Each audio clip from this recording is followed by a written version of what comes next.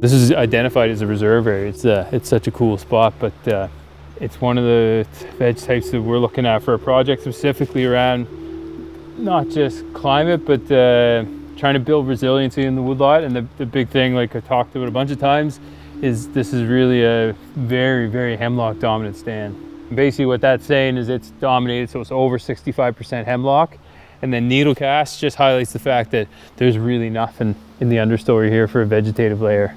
And that's one of the big reasons why it's so concerning with HWAs. Hemlock's such a, you don't want to say one tree species is more important than the other, but with the amount of shade and cover that you get, hemlock's so important for, you'll find it quite often in a riparian zone, the zones along a brook. There's a lot of hemlock stands, especially in this area, kind of through a lot of Colchester, Cumberland County and stuff, that are all they're almost pure hemlock, and they're right around the same age.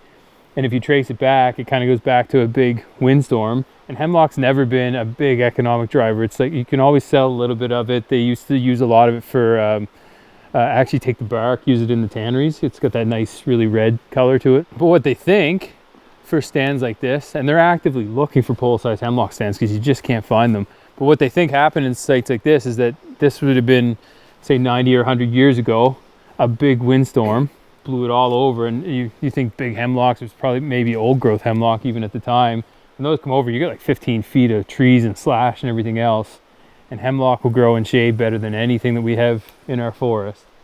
And so chances are that's probably the origins of these types of stands, and that's why you can get into them where they're actually an even age stand. So like even if this was 125 years old, probably wouldn't score very well as an old growth stand. It hits the age component just barely, but you don't really get the multiple age classes. The other thing you notice in here, there's a few trees down, but really, really low on coarse woody materials. You can get into some hemlock and a bit of white pine and stuff, but I think it was 78 or 80 something % of this stand is hemlock. The hard thing with a Delgid is it tends to be a little bit spotty.